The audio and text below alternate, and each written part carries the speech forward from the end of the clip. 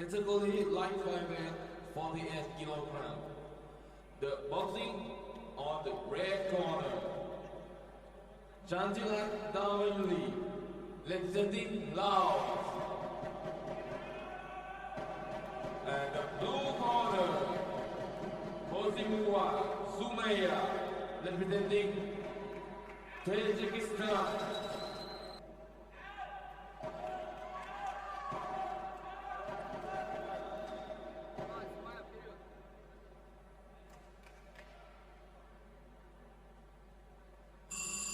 Round one.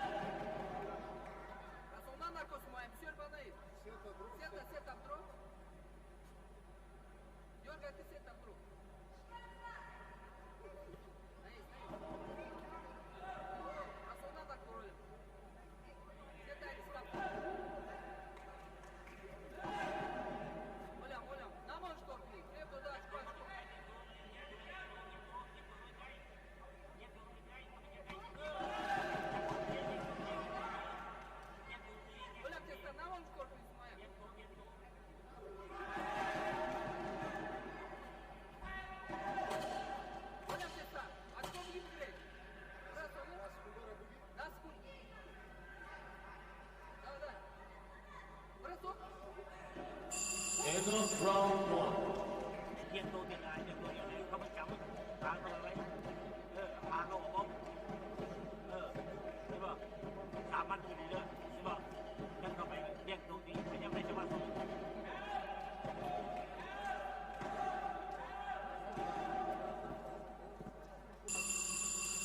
Round two.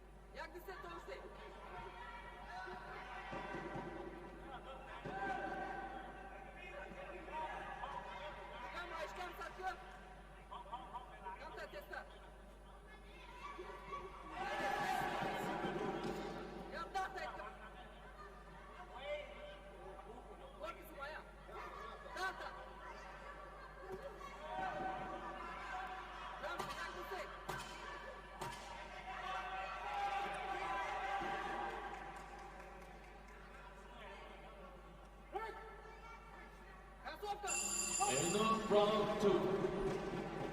บังเวลามันต้องทำจะพูดหลายๆเป็นเวลาเลยได้เลยจะมาพยายามเลิกตั้มจะมาได้มีก็มีก็อย่าไปมั่วอย่าไปมั่วเขาว่าจะว่าปีจะมีจักปีมันสองปีเดี๋ยวเลิกนะ Third and final round.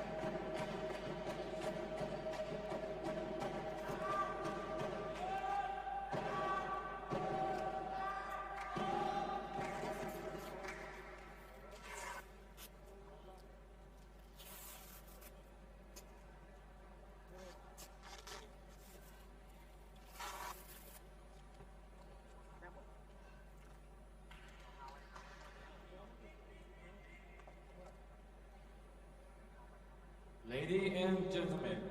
the winner by split decision in the red corner, defending Laos, Chantilak Dawanyuli.